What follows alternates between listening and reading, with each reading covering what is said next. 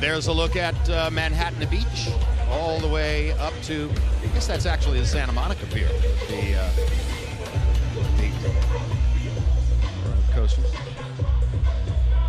And now, here we are at ringside live with Max Kellerman. Max will get ready to see Tim Bradley against tonight's opponent, Jessie Vargas, in the welterweight division. Give us a look at the divisional neighborhood overall. Well, it's no surprise the best pound-for-pound fighter in the world is also the welterweight champ, and he demonstrated that conclusively against Pacquiao in their super fight. Pacquiao still the most accomplished contender in the division. Keith Thurman, not only a rising star and a charismatic guy, but compiling an impressive resume. Tim Bradley, the longtime vet. Kell Brook with a win over Sean Porter. Amir Khan still winning, not quite as impressively as he did several years ago. Sean Porter and Marcos Maidana have that Bronner win in common, and that rounds out, I think, the picture in the welterweight division. All right, now let's turn our attention to 168-pound superstar Andre Ward, who made his return to the ring last week after a long absence with a thunderously effective performance against Paul Smith. Congratulations on that, Andre. Thank you, Jessie Vargas comes in with an unbeaten record, but Tim Bradley is a 4-1 favorite. Kind of surprising how lopsided the odds are in Bradley's favor. What can Vargas do? What must he do to upset the apple cart? I think tonight the key for Vargas is to show that he's not just a good fighter or just a guy who has a belt at 140. He wants to show that he's elite. Timothy Bradley has fought elite fighters. He is an elite fighter, and for Vargas to be in that class, he has to not only win tonight, but be spectacular to show that he's on that level with a guy like Tim Bradley. All right, turning back to Max Kellerman. Max, what's at stake for Bradley at this moment in his career? Why is he still fighting? Right. And he's still among the top fighters in the division. Tim Bradley and his wife and manager, Monica, would tell you that he wants to make the Hall of Fame. Might already be a Hall of Fame fighter. That he'd love a fight against Mayweather, not only because of the nest egg it brings with it, but because if he could win, he would be the only fighter with officially have wins over Pacquiao, Marquez, and Mayweather. Okay, of course he's still fighting for the money, but I don't think either the money or the Hall of Fame is really what motivates Bradley. He is just super competitive. He's an unnaturally competitive guy. That's what's always separated him from the rest of the pack among the other contenders on his way up, and I think that continues to be the reason he fights. He needs an outlet for that competitive drive. In December, Timothy Bradley fought to a controversial draw with Diego Chavez in Las Vegas, with most ringside observers, including all of us who called the fight, believing that Bradley had done enough to win. The official verdict had many, including Bradley himself, puzzled and confused.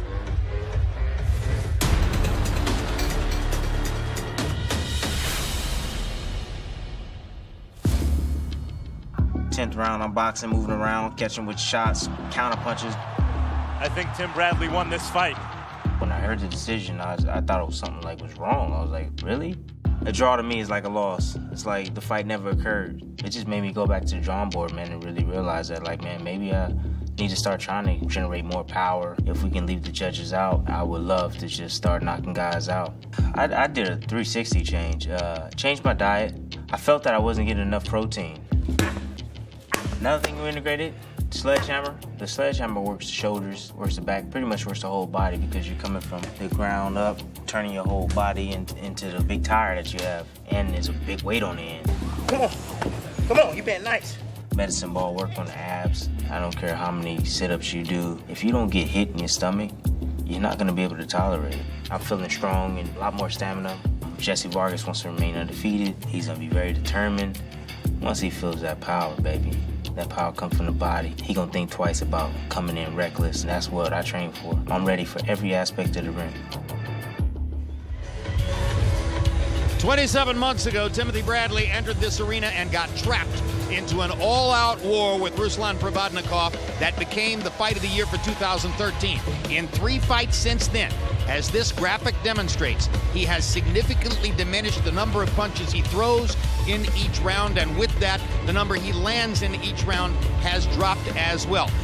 Andre Ward, in your view, is this a tactical decision he's making to avoid excessive punishment?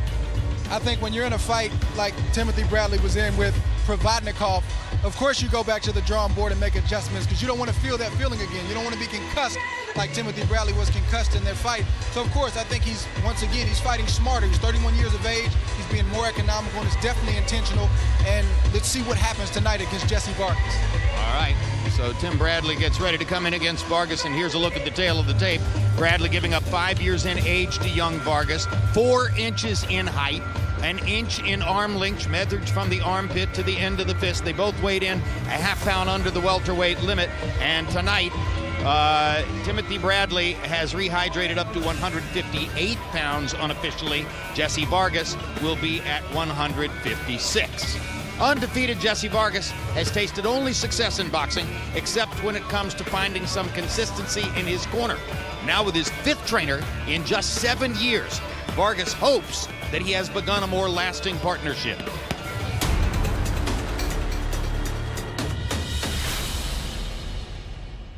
I went professional at the age of 19. I have 26 fights now. I started off with Roger Mayweather. It took me a couple trainers to get comfortable with who I felt better with. I was with the great Roy Jones, but he wasn't able to invest as much time in my training camp. And with this being such an important fight, I felt that I needed someone there on a daily basis, and that's when I brought in Eric Morales. Jessie Vargas called me 5 weeks before the fight. The trainers, I believe, didn't believe in him, didn't believe in his project. Went to Las Vegas. I started to see what he was doing. We worked in different things in the ring, in the camp. We worked on his confidence. That's the most important thing that we worked on. I was always a fan of Eric Morales as a kid. He was so aggressive, and then at times he was able just to back off and be intelligent and stick to his game plan. And they will see a little bit of me trying some Eric Morales moves. It was a Jessie Vargas training camp to an Eric Morales style training camp. And you're gonna see all the hard work pay off this Saturday night. Jessie Vargas has had barely 1 month in company with Eric Morales. Max Kellerman, we talked a lot with Roy Jones about what he was trying to do with Jessie Vargas. Morales is looking for something slightly different, right? Yeah, well, Jessie told us yesterday, Roy Jones, and it's characteristic of Roy's style, wanted him to fight a little more off the back foot, more in a relaxed rhythm. And Eric Morales, he said, has him fighting a little more in what he calls, and what we all know to be now, a Mexican style. Triple G has popularized the phrase. And he said that Eric Morales says it's important to show who wants it more. Certainly when Morales fought, he usually showed that he wanted it more.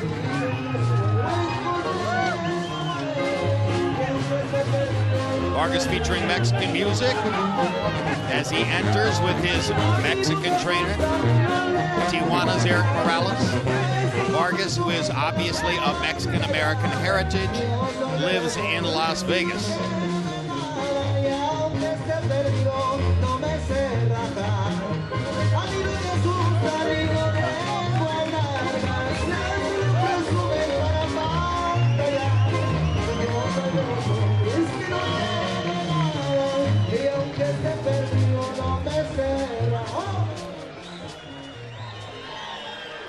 Noteworthy wins for Vargas. He's had a couple of decisions recently against Russians Khabib Alakverdiev and Anton Novikov, both of them in Las Vegas.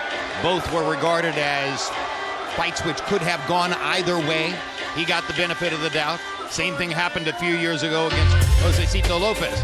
And now, here comes Timothy Bradley. And Andre Ward, when you consider the opponent list against which Timothy Bradley has been matched over the years, and you consider that he does not have significant punching power, it's pretty amazing what he's accomplished, right? Yeah, I think today we overemphasize sometimes punching power and knockouts. They're great to see. But if you're a true boxing fan, you appreciate it all. And if you love boxing, or if you watch boxing even casually, you got to appreciate a guy like Timothy Bradley. He's all heart. Sometimes he's undersized, but he gets in there and he makes it happen. And it's that competitive muscle, Max, which, as you said, sets him apart. I mean, on the way up, what was the difference between him and Kendall Holt, murderous puncher, or Lamont Peterson, or Junior Witter? Was he more talented than those guys? He just wanted it more. And so he picked himself up off the deck on the road and beat those guys all decisively. That was on the way up before he even fought the Marquezes and Pacquiaos of the world. Timothy Bradley versus Jessie Vargas. Let's go to ring announcer Lupe Contreras for the official introductions. Ladies and gentlemen, from the StubHub Center, we continue with the action. It is HBO's World Championship Boxing, proudly presented to you by Bob Arum's Top Rank Incorporated, along with La Cerveza Tecate con Carácter. This bout, scheduled for a distance of 12 rounds or less for the interim WBO Welterweight World Championship. President Francisco Paco Valcárcel, Supervisor Richard DeCure. The three judges are Kermit Bayless, Max DeLuca, and Rocky Young. In charge of the action, referee Pat Russell. And now, Carson, California, it's time to let the fist do the talking. This is the main event of the evening. Veremos quién es el más macho. Introducing first, fighting out of the blue corner, he enters the ring wearing white with gold and black trim. When he stepped on the scale, he weighed in at an official 146.5 pounds. And he enters the ring an undefeated professional with 26 victories. 9 of those victories coming by way of KO. The reigning WBA Super Lightweight Champion of the world. Fighting out of Las Vegas, Nevada, y puro Los Angeles, California, Jessie, la nueva generación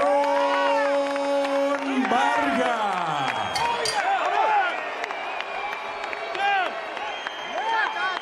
Across the ring in the red corner, wearing blue with neon green, he too weighed in at an identical 146.5 pounds.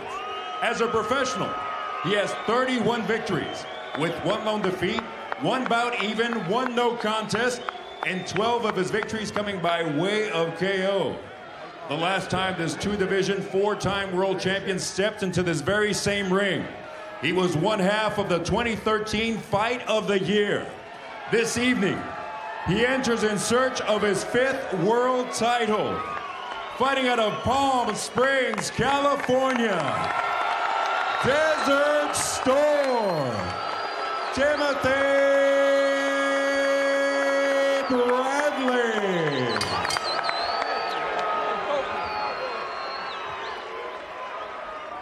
Okay, fellas, back him up right here. 12 rounds, WBO Championship. Here's the line right here. This is right by the zip. Here's the line right here. 12 rounds, touch him up. Good luck. Come out at the bell. One man trying to join the best fighters at the top of the sport. The other man trying to stay there. Outpiece. Jessie, outpiece. Wow. Veteran referee Pat Russell will be the 3rd man in the ring.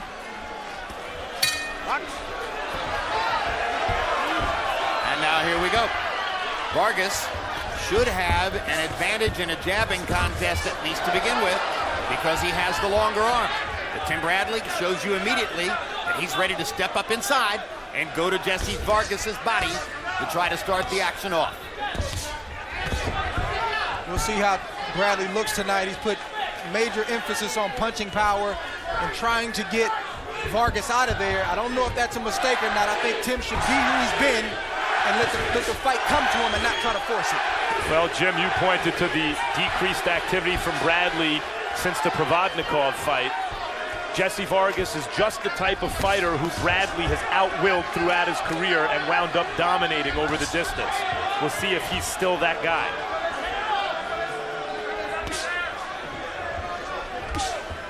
Can read Bradley's mind right now. He's got knockout written all over it. Well, that may be what he's thinking about. But I'll be honest, Andre, we've heard references to more power over and over and over from Tim for years, and it hasn't really ever shown up in the ring. It seems to be something that is a mantra for him, that he's always working on, etc. But at the end of the day, he hasn't needed extra power to win fights. All right, we're holding. And that's why I say don't punch. Right, Bradley should be who he's always been. Let the fight come to him, and he might get that knockout, but don't go looking for it. Physical strength, not the same thing as punching power. Bradley can muscle you around the ring. He's as physically strong as he is mentally tough, but just it has not translated into concussive force on his punches. Free him up, Jesse. Let him go. A mystery with which he's constantly grappling. Punch in front. But again, that tremendous competitive heart, that desire, that will to win, which carries him from round to round throughout his life. Well, let's make no mistake about it. Timothy Bradley hits you right, he can get you out of there. Trust me. Free up his hands. You fought him in the amateurs more than once, right, Andre? I fought one time. I think we were 14 or 15 years old at 139 pounds, and to this day, that was one of my toughest fights. Not necessarily because of the skill or anything, but just the intangibles that Tim brings to the rings. He just doesn't stop. I think if Tim's made an imprint at all in this first round, it's been body punching. The moments when he's been able to step up close to Jessie Vargas and get to his rib cage, he has established that he's here to compete. He's here to beat Tim Bradley. Well, he's been first. He's the initiator so far. Vargas told us in the fighter meeting that he thinks Timothy Bradley is intimidated by him, and I think he misread Tim Bradley. Tim Bradley is not intimidated by many people in the boxing game. I totally agree with that. Hard right hand by Bradley to punctuate round one. Vargas left himself open inside while trying to land the left hook, and Bradley stepped right past the left and hit him in the mouth. His jab is a little low. You gotta set it up and come behind it. Hey, come on. That's easy shit right here. That's the best he has. And he's already broken. You already broke him. Mentally, he's broken. Look at his face. Okay? It's just a matter of time. Round by round, you're gonna break him. He's not gonna come out of the stool, champ. Keep applying the smart pressure. But once in a while, go back and get your distance and take your shots right. Don't fucking exchange when you're exchanging. Here we see a nice sequence at the end of the round. Timothy Bradley slips to the left, comes with a beautiful left to the body and a short right to the head. And Vargas lands his own left, but Vargas got the brunt of those punches at the end of the round. CompuBox numbers in round one pretty even. Bradley 11 out of 57, Vargas 13 out of 46, but Bradley with the 9-6 edge and power shots, the clean right hand that you saw there to end the round. And now we go to round two.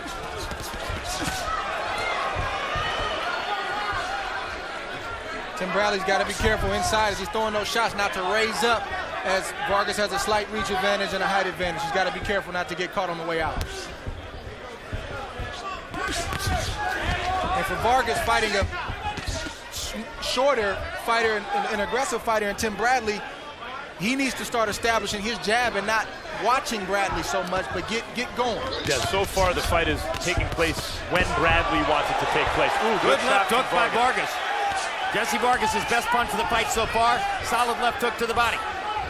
Bradley had to pause for a moment after that shot. You see Vargas riding that momentum right now, working behind the jab. Just missed a big right hand right there.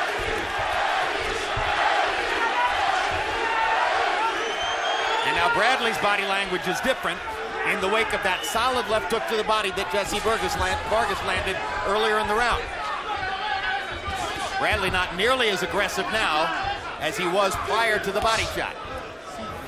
Vargas is the longer fighter, and when he was pumping that jab, when he got that confidence after that good left hook, he was having some success at range. All right, free hands. You don't need me. Free hands. That's what he's got to do, Max. He's got to get that jab going. He's got to keep Timothy Bradley on the outside. Vargas has beautiful long-range punches. Good shot right there. Good right hand. Yes. Good body shot. Good exchange. That's what he's got to do if he's going to get some respect. Really good exchange as Bradley was going side to side with crooked punches. Vargas came up the middle with straight ones. Jessie Vargas gaining confidence in round two, stepping into these combinations and competing directally with Tim Bradley. Has had a much better round, it appears here, to us in the second than was the case in the first. Much better round two, Jim.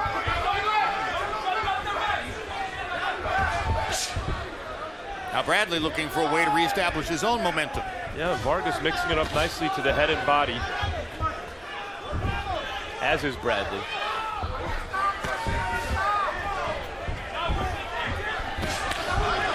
Bradley sets up for a left hook, never really manages to get off the shot. And there's another good left hook to the body by Jessie Vargas. Punches up. Careful that elbow, Jesse. That punch, the left hook to the body, could win Vargas the fight, it appears, if he sticks with it. There's Bradley with his own body punching as he knocks Vargas back into the ropes and reestablishes himself as the aggressor in the fight. Things are heating up in this second round, Jim. Boy, this is a good round 2. Good prize fight.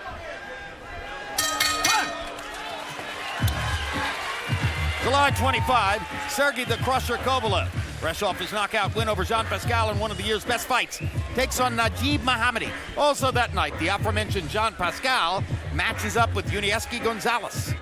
Good light heavyweight doubleheader.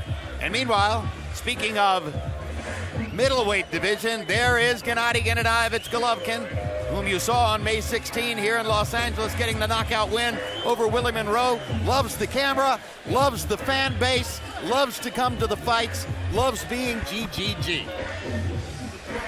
Every time you touch him with a jab, you hurt him. See a nice exchange from both fighters. Jesse just misses the left. Tim actually lands a headbutt and a right, slightly misses his left, and then Jesse lands a left hook to the shoulder that it wobbles Tim, but I think it was just the way Tim stepped. I think it may have been his ankle or something. We initially thought he landed it on the chin. Not as impressive on replay as it looked live. Combi box punches in round 2. Bradley seemed to have landed 18 of 60, Vargas 16 out of 58. In other words, virtually a dead even round in round 2, and both fighters had some big sequences in the rounds. Oh, good uppercut from Bradley. Bradley landing the uppercut, may have found a new weapon to work with. Getting off to a fast start in the third round. From that StubHub Center brings the action fighter out in Tim Bradley. Tim Bradley calls the StubHub Center the war grounds. Brings the action fighter out and a lot of different guys. We've seen some tremendous fights here in StubHub Center over the years. Many people will call Bradley versus Provodnikov one of the best of them, but of course, in that same year, we had the first fight between Brandon Rios and Mike Alvarado. That was a classic.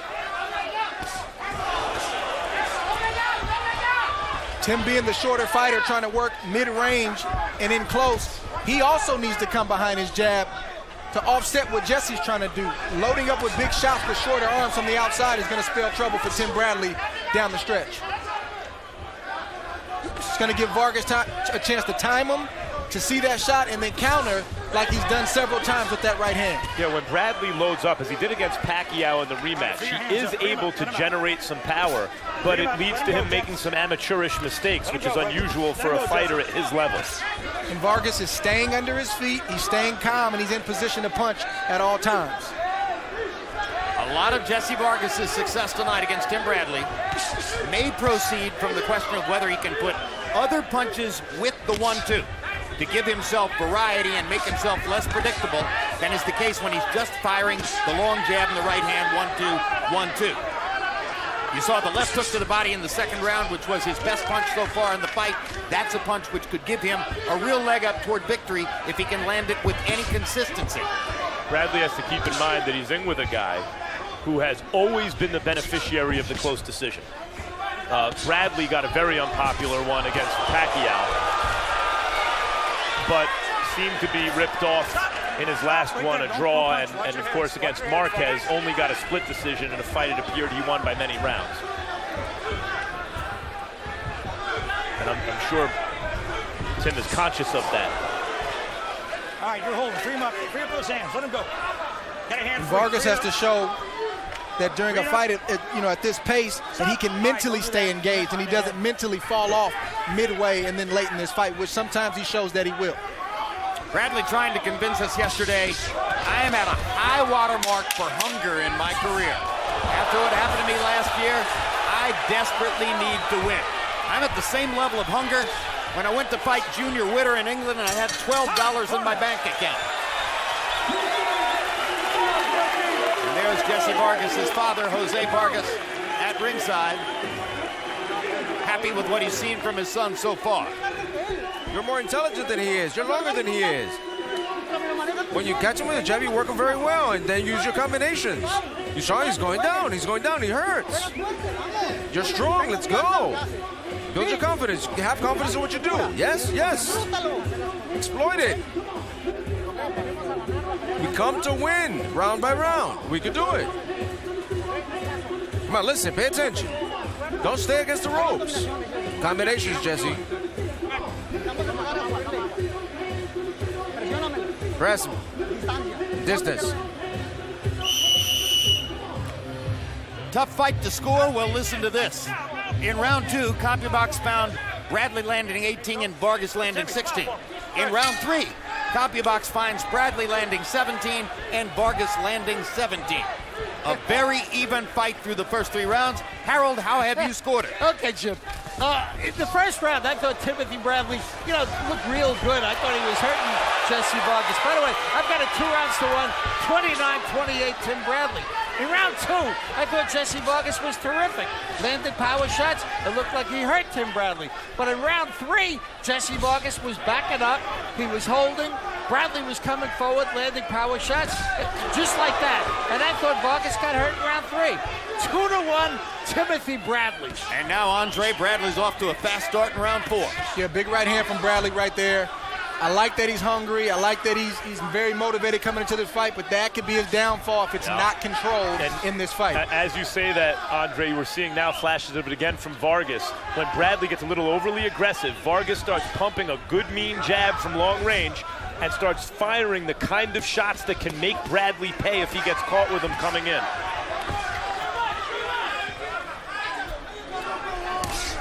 Hard right hand from Bradley.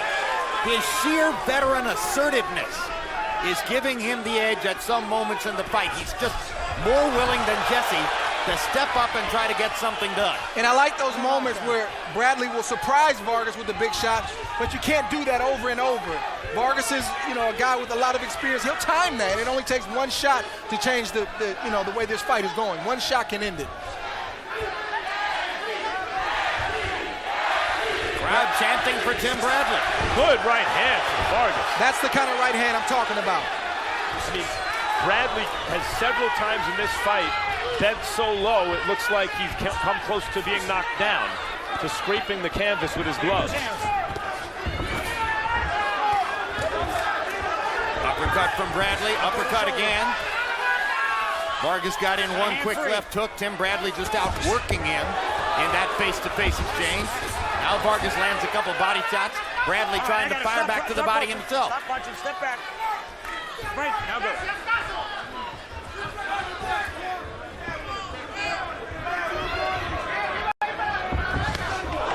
Hard right hand again from Bradley. Nice short left hook from Vargas on the way out there. Whenever Bradley has that kind of veteran assertive moment that you described, Jim, Vargas always kind of mutes the success by giving him something back on the way in.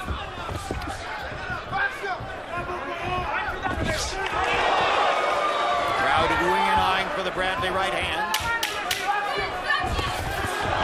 Great body shots from Bradley on the inside, ripping Vargas to the ribcage as Jessie extended his arm. Well, it's a good fight. Really good fight. There's Bradley's wife and manager, Monica Bradley. Okay, but when you have fun, you always gotta be careful. Keep those hands up. Okay, never drop the defense at no fucking point. Got the shit? Okay, baby, let's go. You gotta go straight down the middle, okay? All right? These are the 1-2 straight down the middle. He's a young roller snake. We're on the scorecards, round 5. Okay. Every time you land those shots, you're hurting them, baby. You know that, right? Okay, let's keep doing what you're doing. Less punches, baby. Less punches, but more effective, okay? Hey, Here's a beautiful move that Bradley has been using all night, which is a slip move. He slips the jab, starts with the left to the body, the right to the body, ends with a nice left hook to the top of the head that buzzes Jessie Vargas and gets his attention. Great combination from Tim Bradley. CompuBox count in round 4. Bradley 24 out of 61, Vargas 21 out of 51. Bradley with a 17-11 edge, according to CompuBox, in power shots. These rounds are close. These rounds are competitive. These rounds are, if they yield an advantage in any one direction or another, seemingly somewhat controlled by Bradley's veteran experience and will to win. Yep. This is the kind of fight, as we spoke about in the opening, that Vargas is going to have to show that he's not just a good fighter. He's fighting an elite fighter. Good combination from Timothy right there. that he can match Timothy and even exceed Timothy's aggression and desire to win. This is the moment for Vargas. He's got to show up tonight. Even as Tim is coming in and getting the better of exchanges, though, Vargas is landing and even missing counter hooks that make you think, whoa, he could score a knockdown with any one of those shots. Right, but it's not quite enough to change the, Agreed. way this fight is going right now. Agreed. Hasn't happened yet. And you're right, there's a lot of fight left. It's only the 5th round.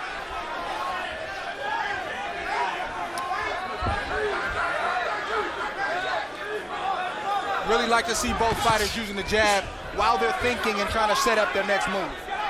It'll buy you time, it'll build up points, and it'll keep your opponent honest. Lost art in the game, not the funnest punch to throw, but it works. And look at Tim Bradley, because he's not a knockout puncher, but he is a top grand fighter. There's no easy fights for him. He's always expected to fight a real opponent. He's never going to get him out of there early. Break, now go. He's always going to give up the size, and he's always going to be in a dogfight. Bradley's going to always earn his money. And if you like action and don't need the knockouts, he'll always give you your money's worth. But as we saw in the Marquez fight and other fights, Timothy Bradley can box when he wants to box.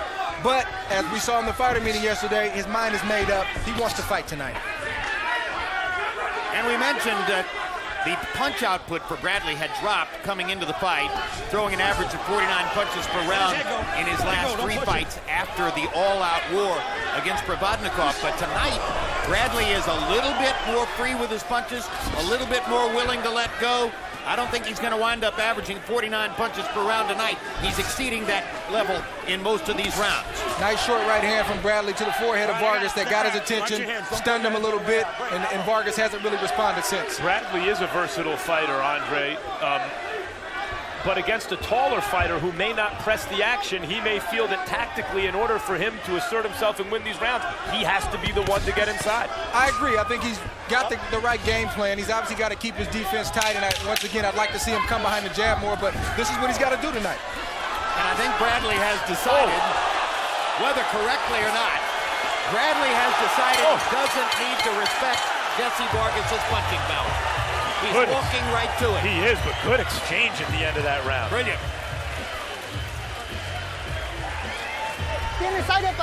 Jesse, you've got conditioning for that and more. Have confidence. Let your hands go. Combinations, but at distance. You can do it. Fake them at a distance. Come on, let go.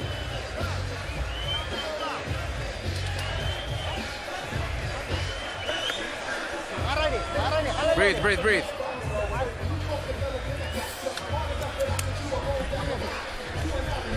Jess, how we doing? All good? Come on. Nice vicious exchange from both fighters. Some big shots landed right there from Jessie Vargas. Tim Bradley tries his own hook. He misses. Vargas comes right back with a jab, misses the right hand, misses the uppercut. These guys are intent on getting the other guy out of there. This is a good fight going into the 6th round. I mentioned the boosted punch output from Bradley tonight. No 49 punches per round tonight. In that round, he threw 71 of them to 57 for Vargas. And by the way, for the 2nd round of the last 3, CompuBox Count found them both landing the same number of punches. 18 for Bradley, 18 for Vargas. Round 6 of his scheduled 12. We'll be halfway through at the end of these 3 minutes. The 1,001st fight in the history of HBO boxing. If you just joined us earlier this evening, Oscar Valdez won a 10-round decision over Ruben Tamayo in the 1,000th prize fight ever to have aired on HBO.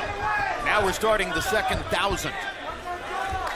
The only time I really see, I'll say the only time, but most times Tim Bradley gets counters when he loads up, takes a big leap before he throws his punch. Vargas is able to time him and catch him on the way out. But when Bradley comes behind the jab, he has more success offensively, and defensively he doesn't get hit as much. And he's keeping Vargas on the defensive. I'm sure that Eric Morales is wondering why Jessie Vargas won't attack more freely against Timothy Bradley. He's longer and he's bigger. They're close competitive rounds, as we've mentioned. I think Vargas actually may be slightly sharper, but Bradley, as you said, Jim, he's bringing it. And so where you have to choose, it seems to favor Bradley. Yeah, it's not about being sharp with Tim. It's about getting it done. It's about you feeling his ferocity, his intensity, his punches, everything. He wants you to feel him, and that's what Tim is all about.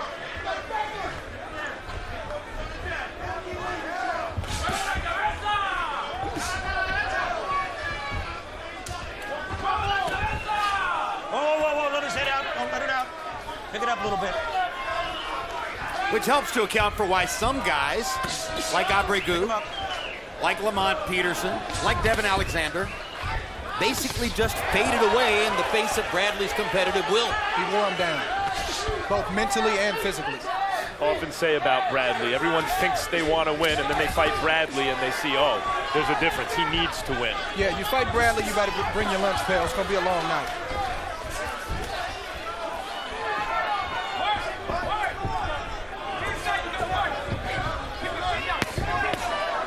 Trading body shots. Bradley putting everything he can into those left hooks to the body. Not a power puncher, but a hard puncher nevertheless. Don't pin his head. Pick your head up. And you see Vargas' face starting to break down. Nice three-piece from Vargas. Nice answer from Timothy. Nice exchange from both fighters right here. Well, they like those last few seconds of every round, don't they? Remarkable prize fight halfway through. August 11, it's the return of the hugely popular HBO series Hard Knocks. Join J.J. Watts and the Houston Texans for behind-the-scenes access during training camp for 5 of the hottest, hardest weeks of their lives. See who makes the team, who doesn't, who winds up in the starting lineup. Coming Tuesdays, only on HBO.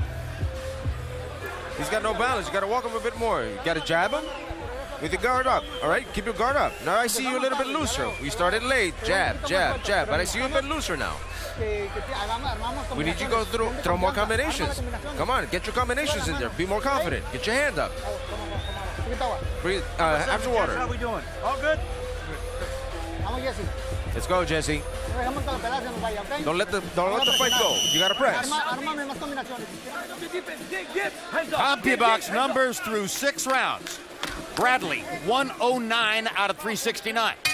Vargas, 107 out of 317. So Vargas landing at a slightly higher connect percentage. Bradley throwing a little bit more and throwing more than he has in the last 3 fights after the Probodnikov tussle. And Vargas connected 22-21 in round 6. Harold, how do you have it halfway through? Okay, Jim, I got it 4 rounds to 2. 58-56, Timothy Bradley. You know, Jim, Jessie Vargas has taken to just backing up. Look, he backs up and he gets nailed. Bradley's got much more balance, throwing harder shots, and he's got control of this fight. What Vargas has got to do is he's got to start coming forward and getting off first. Do what Andre Ward does. Get off first. Get the guy's face, get off first, and punch. But Vargas is backing up, and getting nailed. He's got to start coming forward. 4-2, Timothy Bradley. And Bradley's asserted himself right from the opening bell. You got to give Vargas credit, though. While Bradley has the initiative, Vargas has been fighting him off pretty well.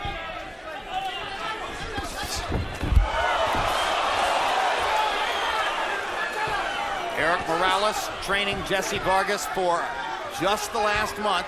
Vargas originally was planning to prepare for the fight with Roy Jones as his trainer after Roy Jones trained him to his brilliant performance against Antonio DeMarco in Macau last November. And then Jessie Vargas determined that Roy Jones's schedule did not match effectively enough with his. He needed more time with the trainer, and with a month to go, he hired Eric Morales out of Tijuana to begin a brand new relationship. They've never worked together before. Once again, Tim's trying to dip his head to land that big right. He landed it, but there's sometimes he'll get caught on the way in. He needs to come behind that jab to hide that big right hand. He'll have more success. He will actually give up less energy on the way in. And Vargas has shown in past fights that he has no problem at certain moments brawling and fighting, but there's a reason he's not coming forward against Tim Bradley tonight. Yeah, Bradley has seized the initiative and he hasn't given it up, even though the fight is contested oftentimes on even terms. But it's Bradley initiating, it's Bradley bringing the fight. And that's what I talked about earlier when he and I fought as young kids. It's the intangibles. You feel that intensity from a guy, and you have a decision, either I'm going to try to match it, or am I just go outbox this guy tonight? Vargas is trying to outbox him and be patient. This is a round in which both guys have saved a little bit of energy, but Bradley saved less. And he's the one who keeps finding moments to step up, assert himself, paint Jessie Vargas over the top with right hands, get inside and land a few body shots, and make sure that even if he's getting a little rest, he's winning the round. Vargas looking a little spent right now. That was a nothing round for Jessie Vargas. That was a great pace. See, once you get that pace, you're in control. This round was a dominating round, bro, like nothing. That was a smart round. Smart round. Tim, can you keep this fucking pace for the rest of the fight? Okay, hey, this is what I want you to do at some time, Tim. That guy's gassing out already. He's fucking extremely tired. All you need to do is tighten up your defense and just let him throw. Let him throw, let him throw. Let him throw, let him throw. You got it? Try it and you see what I'm trying to tell you. Tighten up the defense, go for it. Here we see Tim Bradley throw a nice jab to the chest and come over the top and hit Jessie Vargas with a clean overhand right to the temple. Been landing that shot all night. Another sequence here, jab to the chest, another right hand to the temple. Those shots have been landing all night long. They've yet to hurt or drop Jessie Vargas, but Tim Bradley's still trying. The kinds of punches which would appear to be winning the fight in a close, competitive battle for Tim Bradley against Jessie Vargas. And one point which should be made. Both fighters tested with Voluntary Anti-Doping Association for this fight. And Voluntary Anti-Doping Association, the only drug testing service in the world which uses the most sophisticated possible test, carbon isotope ratio testing, for every single sample. Therefore, these two guys are as close as you can get in the sports world to being certain to be competitively clean tonight. The most amazing thing about that, I think, is that it's possible to look like Tim Bradley and not be cheating. Absolutely. Tim's looked like that since he's been 10 years old. He wasn't juicing then, and he's not juicing now. He's genetically cheating. All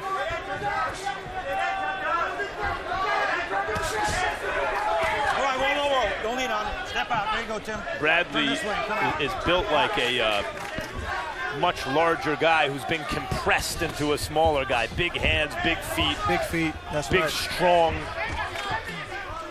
and yet short. In the heart of a lion. Between rounds, Joel Diaz, Bradley's trainer, told him, "You're way ahead in the fight." Now, Joel is hyper-enthusiastic much of the time anyway. And I imagine that when Tim listens to him, he listens with a little bit of a grain of salt. Okay, you think I'm winning the fight big. I'm going to go out and do more in this round just to make more certain. Well, fighters can be stubborn, and in more ways than one. And Tim seemed to have his mind made up at the beginning of training camp. Good sequence from Jessie right there. And he also had his mind made up yesterday that I'm coming to fight, I'm looking for a knockout, and he's one-track mind tonight. That's what he's going for. And for the second time in 2 weeks, here ringside, we have danger of a contact tie. We're smelling premature celebration from somewhere during the fight. Well, it happened in Madison Square Garden's theater 2 weeks ago, and now it's happening again tonight.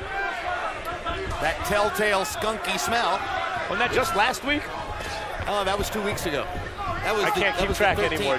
Your schedule's too full. You don't know. You're working every day. Bradley almost goes through the ropes, landing that arcing right hand over the top. Bradley pitched that right hand and landed it. Flush.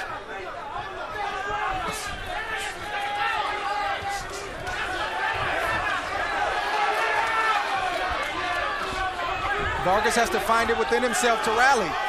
It's the end of the 8th. Does he want to just be considered a really, really good fighter, or does he want to be elite? He's got to bite down, and he's got to step up the pace if he wants to match the intensity of Timothy Bradley. I think he's got to find a way in the last 4 rounds to go forward. He's not going to make an imprint on Tim Bradley constantly backing up. He's got to go forward if he's going to have any chance of hurting Bradley and changing the momentum of the fight. Assuming Bradley's winning these rounds, and especially the earlier, closer ones. Throw more punches. You've got to throw more punches, more combinations. Not just one. I want 2, 3 punches. At least 3. 2, 3. 2, 3. The only thing I want one is jab. And finish the combinations with the right. Let's go. dominating this guy, but I just don't want you to fucking get caught. I don't want you to get caught with a damn lucky shot. That was short, but you pulled it down on a little bit. You got even with. You're good. All right, keep on the body though, champ. You're breaking them down. All right, get on that body. Stay alert. Stay alert. Hey, give me some more impacts on the body, okay? Don't push those punches. Another big right hand from Tim Bradley. Just missed the chin of Jessie Vargas. Gets caught up in the ropes. You don't see that happen every round. Jessie tried to take advantage and throw a right hand, but he missed. CompuBox numbers in 8. Bradley was 24 out of 63. Vargas 20 out of 62. Bradley with a 15-11 power advantage. Those numbers sound very close. But at moments during the rounds when the two guys face up against each other, it's Bradley who's more assertive.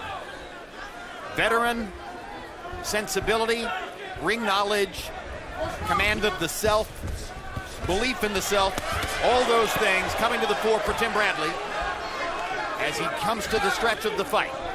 Well, the expression is class tells over time, and in the last several rounds, the margin seems to have been wider for Bradley.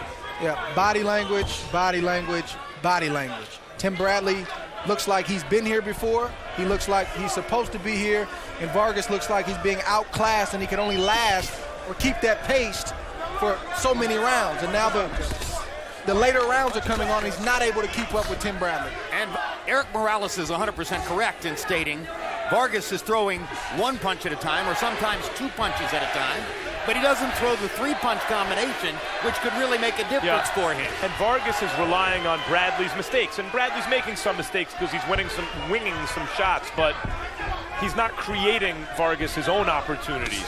And I think that's what Eric Morales sees. He wants him to initiate and create his own offensive opportunities. Well, Vargas better get more offensive because Tim Bradley's offensive, and he's trying to get a stoppage in this fight. And Jessie Vargas is doing nothing to deter Timothy Bradley right now. Good hard left hand to the body by Vargas. That's his best punch in a couple of rounds, and it caused Bradley to back away from it. Tim took a quick breather, but he's right back on him. And it's not that Vargas doesn't have the ability or the arsenal. He's just got to have the temperament to take that next step.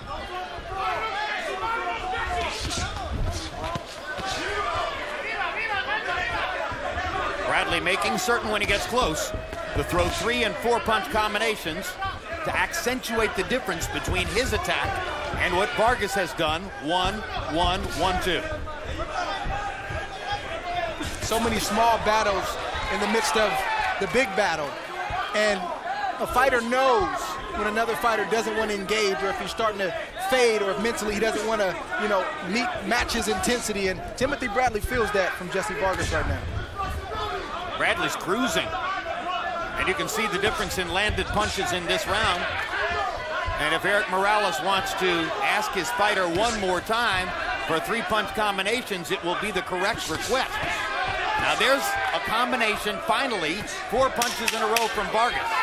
But it took him 2 minutes and 50 seconds to get to that point in the round. And I think Bradley wanted that. That's why he's going into more of a shell defense. He's trying to encourage Vargas to throw those shots. He wants to open him up.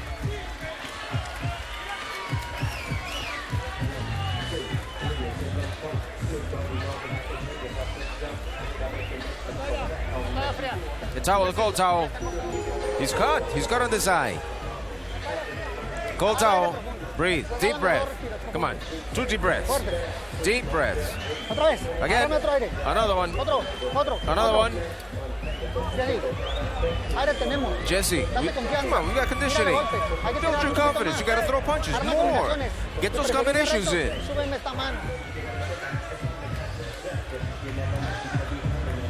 Bradley, this is your fight, baby, okay? But I don't want you to get careless in there, okay? Okay, please. Okay? Yeah. He's fine. You all good? He's good, he's good. Okay? 3 more rounds, baby, we'll go home. Okay? Let's go.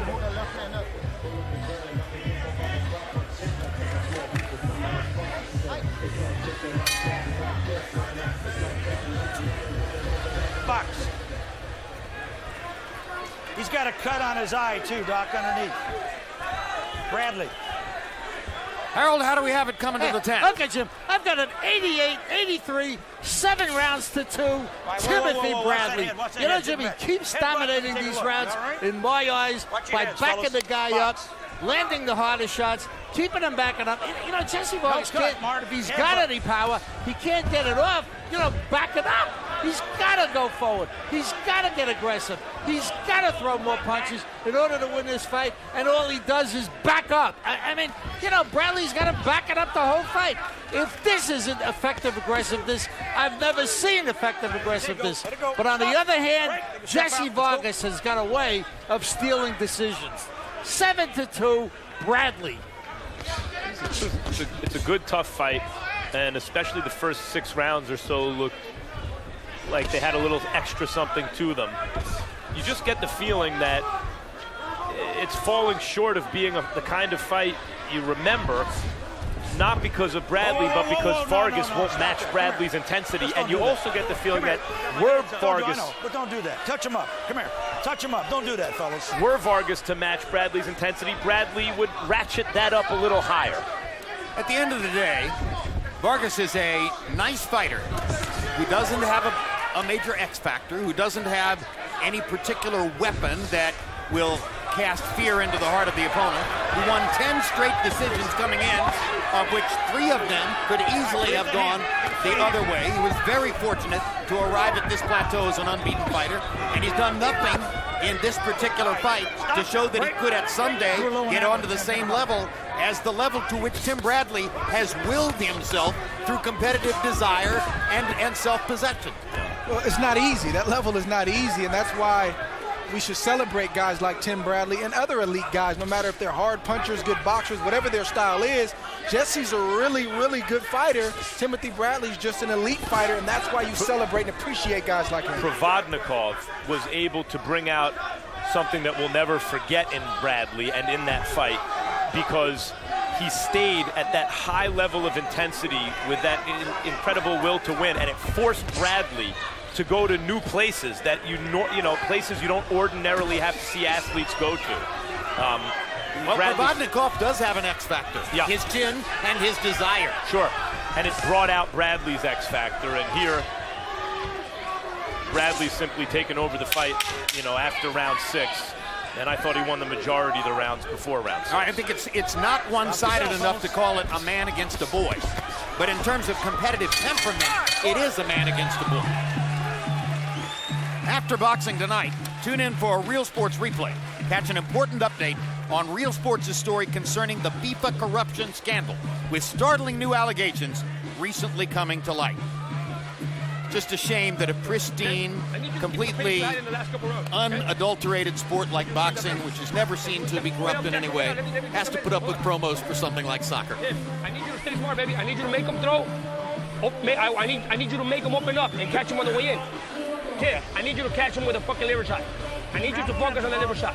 Okay? How are we doing? He's doing good. He's doing great. He's barely starting. This is nothing new to this guy. Right, Tim? Yeah. Talk to me. Are you all right? Okay, baby. Okay, let's go. I want to see you cheer up. Let's go.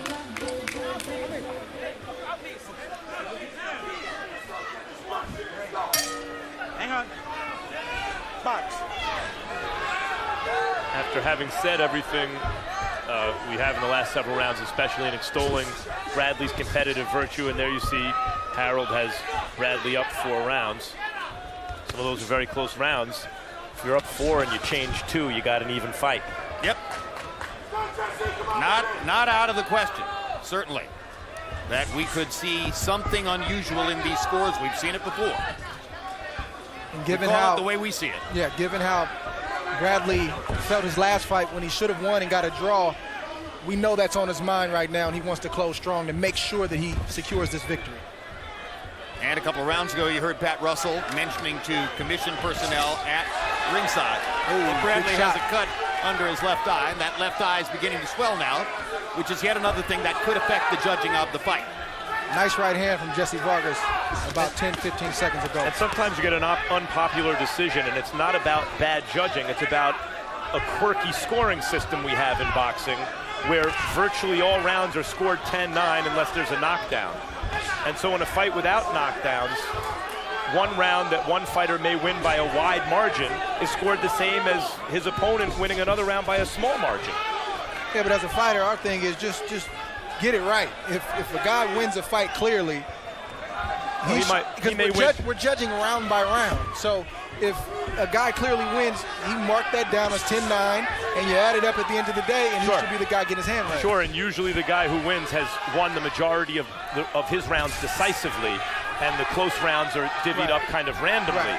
But that's not always the case. Sometimes the judges consistently favor one fighter in close rounds. Which is not the right thing to do. It should be objective. Bradley starting to pick up the pace again a little bit here. Minute to go in the 11th round. Then, of course, the 12th.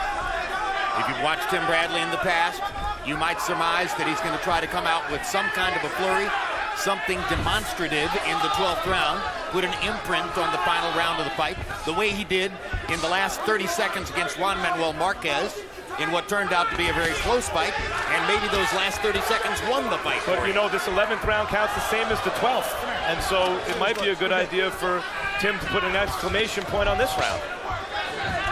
And Vargas has had some success in this round. But Bradley has too. And I think Timothy won this round. I think Brad sticking the jab effectively, and has stuck in a couple of right hands that Vargas tasted. Still 10 seconds to go, but I think Bradley pulled this out, but a better round for Vargas. Ooh, good shot. Stop the bell. One round to go.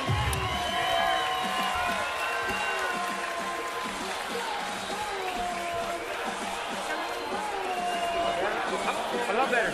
See, when you're smart, you do a lot better. Don't get reckless in there. Okay? 11 rounds of all-out war here at the Sub-Hub Center. Is this the last round? One more to go. Last round, Jack.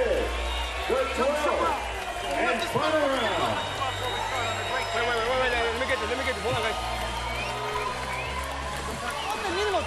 4 punches, 3, 4. 4 pressure. Come on, Jessie. This is your last round. It's a real tight one. Really close. It's a really close fight. Let's go. You can do it. Okay, let's go. Get up. Hey. CompuBox numbers entering the 12th round. Bradley is seen to have landed 31 more punches, 220 to 189. Mouthpiece. And Vargas All right, touch him up, fellas. throwing Let's go. fewer, landing at a slightly higher connect percentage, but Bradley with a power advantage, 137 to 100. Overall advantage of landed punches in the fight. But let's see if Bradley will do something assertive to try to put his imprint on the 12th. Let's see if Vargas has one last stand. Bradley's face, by the way, for the second consecutive fight, I mentioned how Vargas started to fall apart. Bradley's face didn't look great at the end of his last fight with Diego Chavez, where he got a draw we felt he won. And here we feel he's winning this fight. His face also doesn't come out of it in great shape. Same side, left side of his face, just like in the Diego Chavez fight. Well, against Chavez, that was because of butts. This is not because of butts. This is probably the product of a couple of pretty good right hands from Jessie Vargas. Vargas landed early in the fight.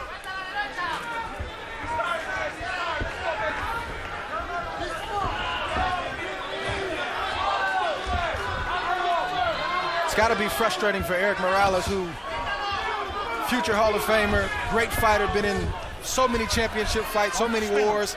He wants to inject what he knows Vargas needs to do into him, but he can't. He's limited as a trainer. He can only give the instructions and hope that Jessie Vargas goes out there and executes.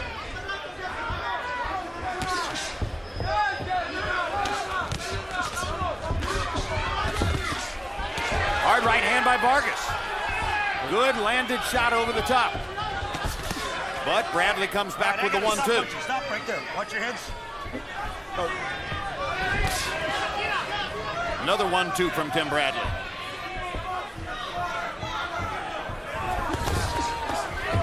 Stepping in, landing a left hook, Tim Bradley.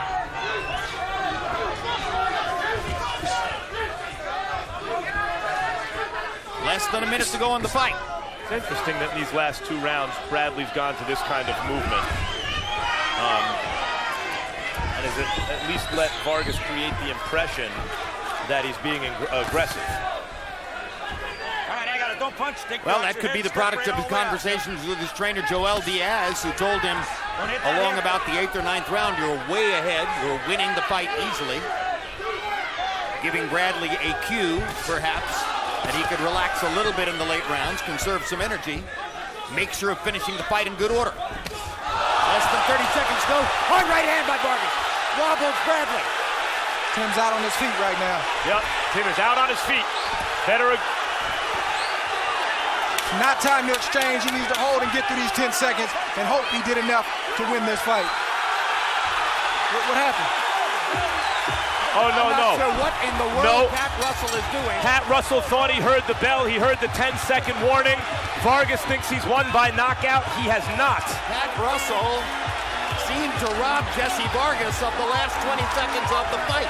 I believe there were 10 seconds left in the fight. I think the 10-second warning is what Pat Russell heard. He stopped the fight because he felt the bell had rung. Vargas is celebrating as though he won by stoppage. Russell is explaining to Carl Moretti of Main Events right now that he has not won by stoppage, that he thought the fight was over.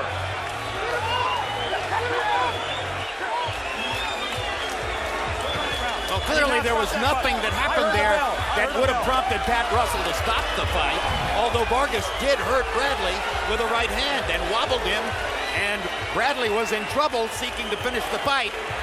And Pat Russell made a motion that prompted Jessie Vargas to believe it was over, when in fact that was not the case. And that's not even the blunder there, that one fighter believes mistakenly that he won the fight at this moment. The blunder is that Tim Bradley, by no means, was certain to finish this fight with 10 seconds to go. Vargas was on top of him. He had him badly hurt, and he should have been given 10 seconds to finish the fight. But we are told that we will be going to the scorecards, so the scorecards will determine who has won the fight, and not the celebration by Vargas, which went on for quite some time. And that should be scored a 10-8 round for Vargas, by the way. It's an inch. We're going to take another look at the end of the fight. Andre and Max, I'll let you guys handle the replays as we go through the end of the fight. Tell us what took place. Vargas loaded up a big right hand and hurt Bradley right there. Tremendous shot from Vargas. I don't know how Tim Bradley stayed up. He was out on his feet. It's unfortunate that Pat Russell made a mistake there. Who knows what would have happened. This is where he came in, and there was a confusion right here. Russell said, no, fight's over, thinking he heard the bell. And there were 10 seconds left at the moment when Russell... Beautifully timed shot from Vargas right there.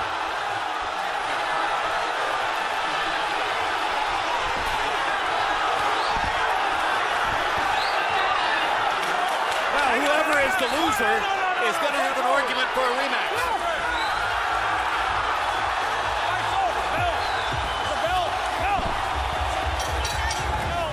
Right. What happened was Pat Russell heard the 10-second warning and thought there's a 10-second warning before the end of the fight, a clapping of two sticks, and Pat Russell thought it was the bell, said no, fight's over. Vargas took that to mean he'd won by stoppage when Russell intended to mean the final bell had rung, even though it hadn't. The timekeeper's now showing me it was with 4 seconds left that the fight was stopped. So Russell heard the clapping of the 10-second warning with 10 seconds to go and made that decision by 4 seconds left. Pat Russell's a great referee. He just made a mistake. He thought that the 10-second clap was the final bell in the heat of the moment.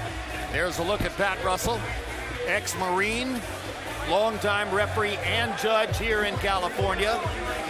Subject of some controversy when he stopped Rios Alvarado 1 at a moment when some people felt the fight could have been allowed to continue. Had a lot of other great moments as a referee here over the years. This will not be remembered as one of his best, and this will cast a shadow over the fight, regardless of the ultimate result.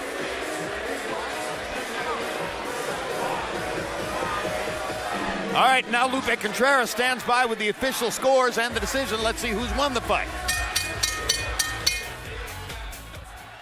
Ladies and gentlemen, your attention, please. Referee Pat Russell signaled the end of the round, not the end of the fight. As a result, we consult the official scorecard to determine a winner. Judge Luca scores it 116 to 112. Rocky Young 117 to 111. And Judge Bayless scores it 115 to 112. For the winner, by way of unanimous decision, and now, interim WBO welterweight world champion, Desert Storm, Timothy Bradley.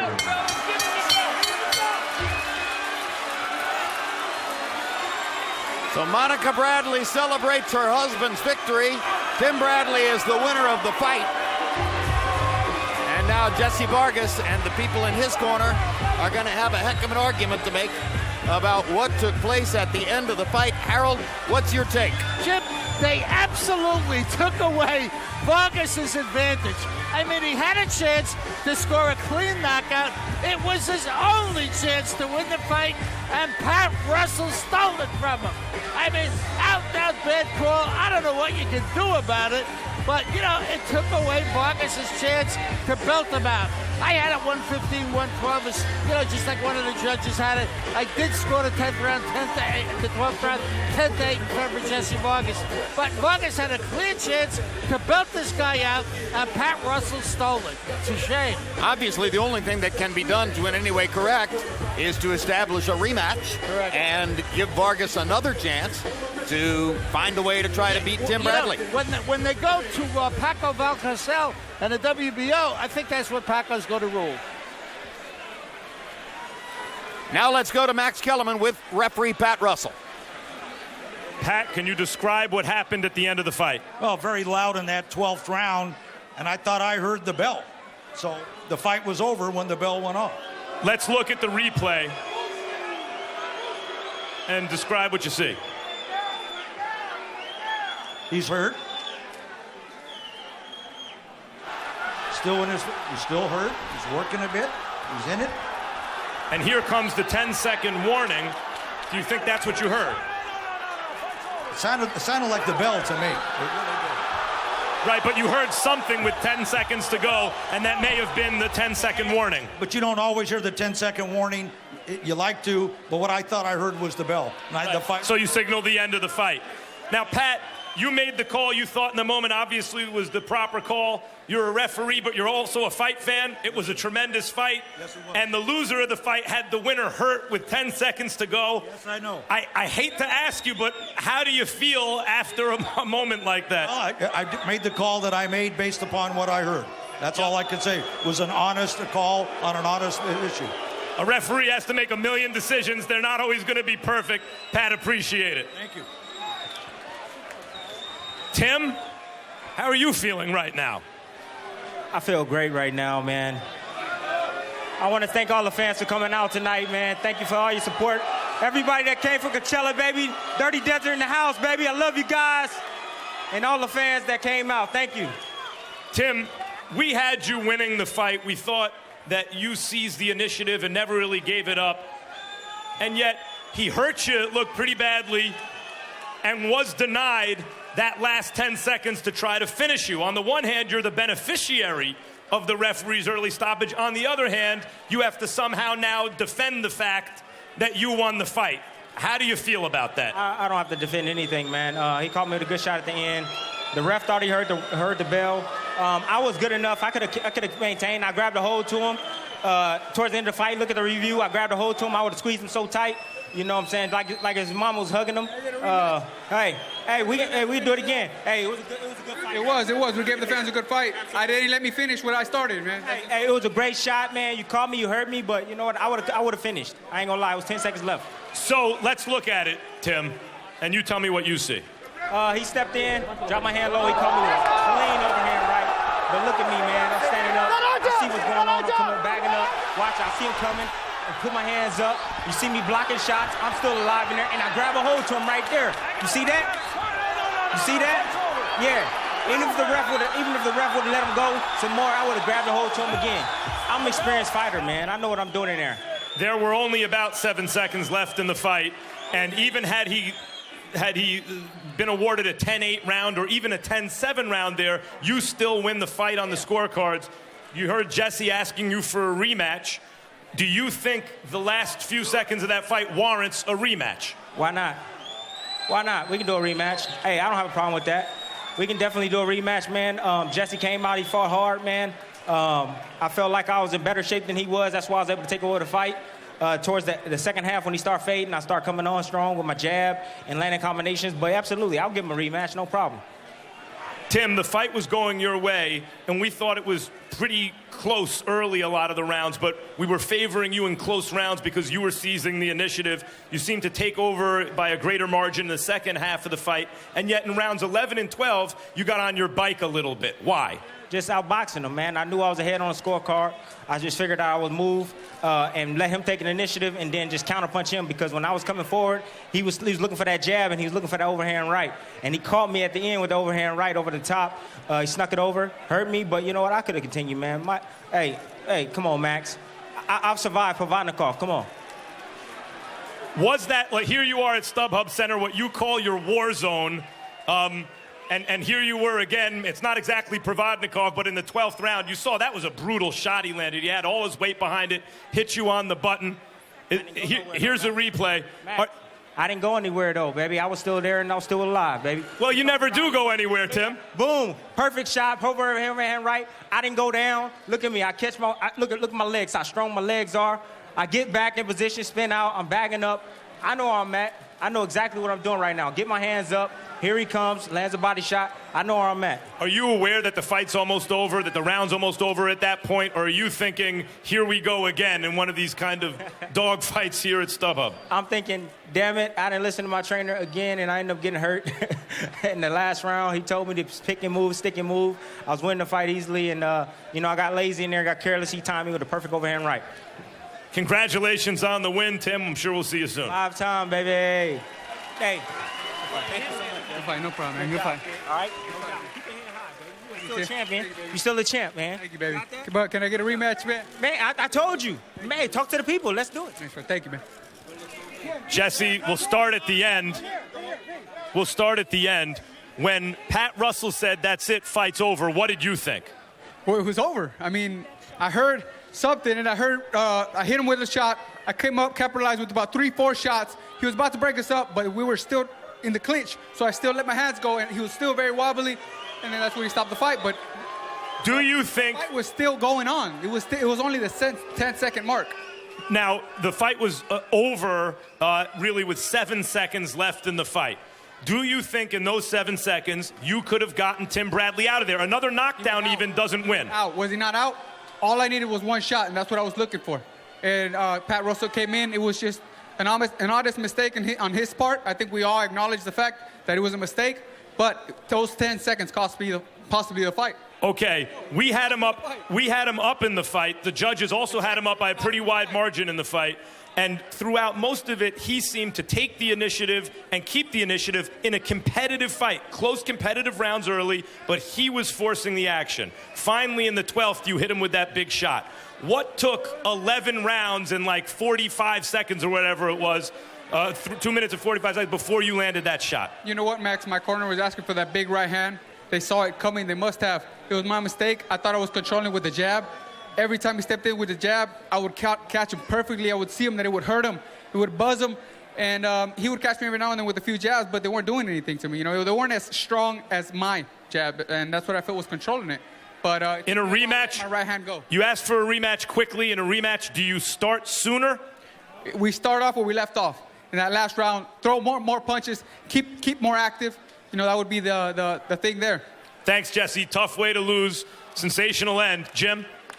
All right, thank you very much, Max Kellerman.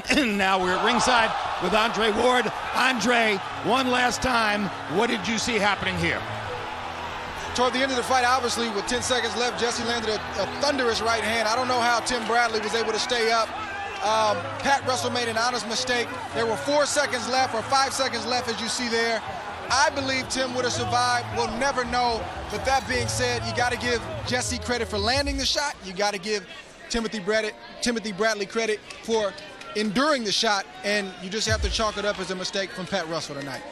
Could anybody have harder luck with his wins than Tim Bradley? I mean, he gets a win over Pacquiao, and everybody in the world, including me, protests the decision. He gets a win over Provodnikov, and Provodnikov protests the decision. He gets a win over Marquez, and Marquez protests the decision. He beats Chavez, and the judges call it a draw. He beats Vargas tonight, and now Vargas gets to talk about what happened in the last 10 seconds of the fight. And Tim has to endure boos and everything like that after a great performance. I was thinking the same thing before you brought it up. It's just unfortunate. It just seems to be the way of Tim Bradley, where everything that he gets, everything that he's earned is the hard way. It's just the way that it is. But I think he responded the right way tonight. He said, I don't have to defend myself. I know what happened. And hey, Jessie, if you want a rematch, you can get that. Yep, and I think we probably will see the rematch. Meanwhile, Max Kellerman, what do you have?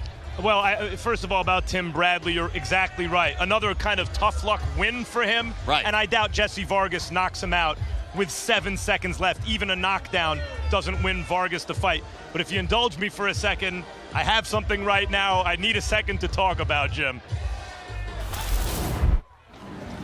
2 Sundays ago was a special day for me, Jim, so I can only imagine what it was like for you up in Canastota, New York, the Boxing Hall of Fame. First, a parade of champions through town, then the ceremony. Met all 10 of your wonderful relatives who came along with your lovely wife, Deborah, and everyone felt your induction was a long-deserved and well-earned honor. And that's what it's all about. The people who have the courage to enter the ring. My eternal gratitude to all of them for bringing me here today. Thank you very much.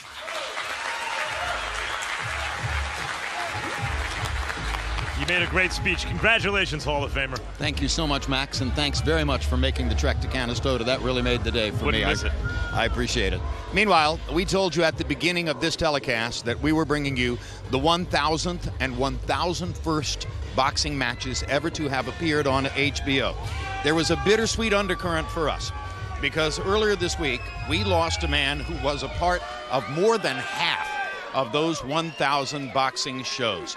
A guy who was one of the greatest ringside photographers in the world for years and years and years. Gordy Sager's gone now. He fought a long battle with cancer, but his work will forever be remembered, particularly one shot. Maybe the most unusual and memorable shot we've ever given you from a ringside handheld camera at HBO Sports. February 10, 1990, Mike Tyson grappling to try to put the mouthpiece back into his mouth after having been knocked out by Buster Douglas. That shot was a part of Gordy Sager's workload. So many others were as well. He did a tremendous job for us for a long, long time, and we just wanted to say goodbye tonight.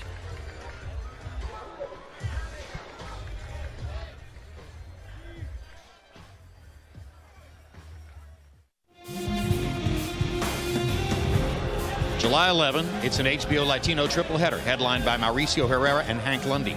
July 25, light heavyweight champ Sergey Kovalev puts his title belts on the line against Najim Mohammadi. Also, Jean Pascal faces off with Yunieski Gonzalez.